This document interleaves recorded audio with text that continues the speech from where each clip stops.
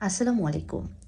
আজকে একটা ভিডিও সামনে আসলো যেখানে আমাদের বাংলাদেশের একজন খুবই পরিচিত কনটেন্ট ক্রিয়েটর ছিলেন এবং তার একটা সাক্ষাৎকার আমি দেখেছি যেখানে তিনি একজন মৃত মানুষকে নিয়ে কথা বলছিলেন।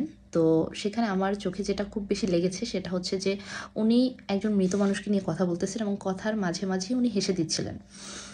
একজন মৃত মানুষকে নিয়ে কথা বলার ক্ষেত্রে আসলে এই ধরনের আচরণগুলা কিন্তু একটু দৃষ্টিকটু। আমার কাছে তো জিনিসটা খুবই চোখে লাগছিল। আমি জানি না আপনাদের মতামত কি হবে। তবে একটা মানুষ মারা গেছেন, তিনি কেন মারা গেছেন, কার ইচ্ছে পূরণ করতে গিয়ে মারা গেছেন বা এটা না করলে এটা হতো না বা ওটা করলে এভাবে হতে পারত জিনিসটা। এইসব নিয়ে আমি কোনো কথাই বলব না। কারণ আমার কাছে মনে হয় যে জন্ম বা মৃত্যু ২ টা জিনিস আসলেই আমাদের হাতে নাই। এটা সম্পূর্ণ আল্লাহর উপরে। আমাদের ভাগ্যে যখন যেখানে যেভাবে মৃত্যু লেখা আছে, আমাদেরকে আসলে ওভাবেই চলে যেতে হবে এই দুনিয়া ছেড়ে। সো ওটা নিয়ে আমি কোনো কথাই বলব না। বাট আমার যেটা সবথেকে বেশি খারাপ লাগছে ওনার ভিডিওটা দেখে যে উনি বারবার একটা মৃত মানুষকে নিয়ে কথা বলছিলেন এবং সেখানে উনি বারবার হেসে দিচ্ছিলেন। জিনিসটা প্রচণ্ড রকমের দৃষ্টিকটু, যেটাকে উনি আসলে হয়তো ফিলই করেন নাই। ফিল করলে অবশ্যই তিনি ওইভাবে হাসতে পারতেন না। আমাদের কোনো পরিচিত বা ধরেন আমাদের কোনো আপনজনই আমাদেরকে ছেড়ে এই দুনিয়া ছেড়ে চিরদিনের মতো চলে গেছেন। ওনার ব্যাপারে যখন কথা বলবো তখন আমাদের খারাপ লাগবে, এটাই স্বাভাবিক। কিন্তু আমরা যদি সেখানে এমন কোনো আচরণ করে ফেলি যে আচরণটা আসলে ওই পরিস্থিতির সাথে যায় না, তখন সেটা নিয়ে মানুষ তো কথা বলবেই। খুব স্বাভাবিক, তাই না? আসলে আমাদের কাছে এখন কনটেন্ট বানানোটাই মেইন বিষয়। আমরা ভুরি, ভুরি রিলস বানাবো, ভুরি, ভুরি ভিডিও বানাবো। সেখান থেকে আমাদের বেশ ভালো একটা আ ইনকাম হবে।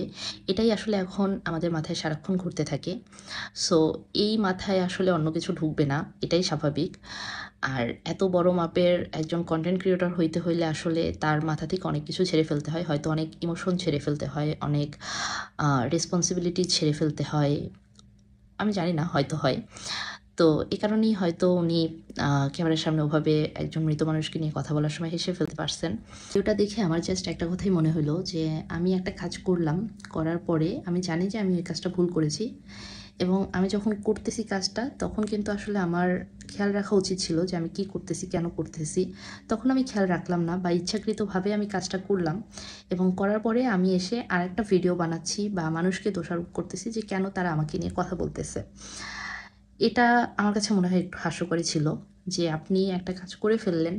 আপনি সেটা ইচ্ছাকৃত করলেন বা অনিচ্ছাকৃত করলেন। যদি আপনি ইচ্ছাকৃত করে থাকেন তাহলে আসলে আমার কিছুই বলার নাই। আর যদি আপনি অনিচ্ছাকৃত করে থাকেন তাহলেও বলব যে কিছু, কিছু ক্ষেত্রে আমাদেরকে আসলে একটু হিসাব করে বুঝে শুনে কাজ করা উচিত।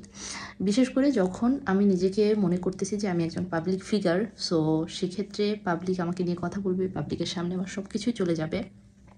সো আমার তো একটু বেশি সতর্ক হওয়া উচিত, তাই না? সেটা না হয়ে আমি আরেকটা কনটেন্ট বানিয়ে ফেললাম যে আমি একটা ভিডিও করলাম, সেখানে আমি আপনাদের কাছে মাপ চাইলাম, আপনাদেরকে দোষারোপ করলাম যে কেন আপনারা আমাকে নিয়ে এত কথা বলতেছেন।